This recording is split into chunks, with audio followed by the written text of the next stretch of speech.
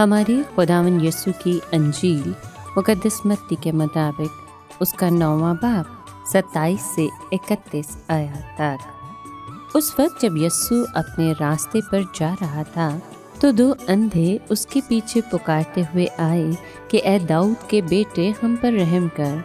और जब वो घर में पहुंचा वो अंधे उसके पास आए। यीशु ने उनसे कहा, क्या तुम यकीन करते हो कि मैं ये कर सकता हूँ? वो बोले, हाँ ए खुदावन।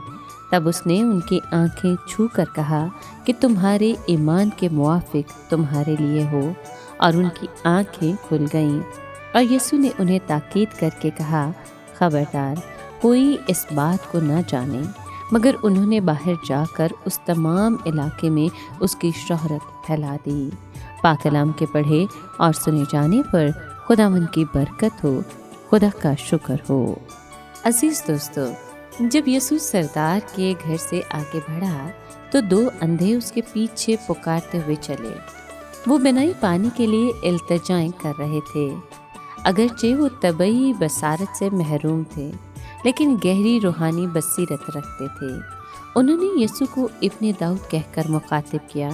इस तरह उन्होंने इकरार किया कि यही वो मसीह मौद और इसराइल का बादशाह है जिसका मुद्दतों से इंतज़ार था। और वो जानते थे कि जब मसीह मौद आएगा तो उसकी एक अहलियत ये होगी कि वो अंधों को पनाही अता करेगा।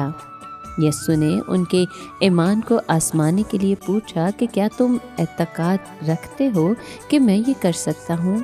वो इस आजमाइश में पूरे उतरे और बिला तवक्कुफ जवाब दिया कि हाँ ए खुदावंद। अब तबीब आज़म ने उनकी आंखें छूकर उन्हें यकीन दिलाया कि चूँकि तुम ईमान लाए इसलिए देखने लगोगे। और फ़ौरन उनकी आंखें बिल्कुल दुरुस्त हो गईं। इंसान कहता है देखने से ईमान पैदा होता है। खुदावंद कहता है ईमान लाने से देखना पैदा होता है।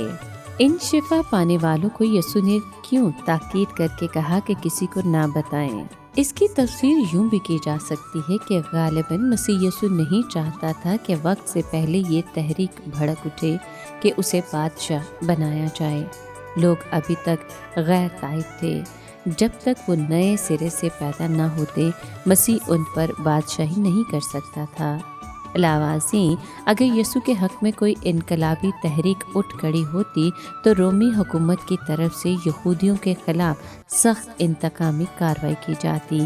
इन तमाम बातों के अलावा बतौर बादशाही करने से पहले उसको सलीब पर चढ़ना ज़रूर था। कलवरी के रास्ते से रोकने वाली हर चीज़ खुदा के पहले से मुकर्रर करदा मंसूबे के खिलाफ थी। अपनी बनाई की बहाली पर वो दोनों आदमी शुक्रगुजारी से दीवाने हुए जा रहे थे। वो खुद पर काबू न रख सके। उन्होंने उस तमाम इलाके में उसकी शोहरत फैला दी। हो सकता है कि हम उनकी भरपूर गवाही की तारीफ भी करने लगें, लेकिन हकीकत यही है कि वो सख्त नाफरमान साबित हुए।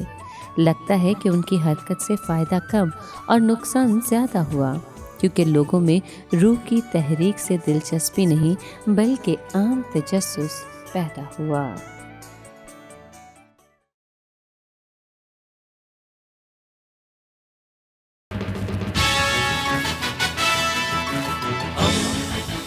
दोस्ती का पैगंबर रेडियो वेरितास एशिया।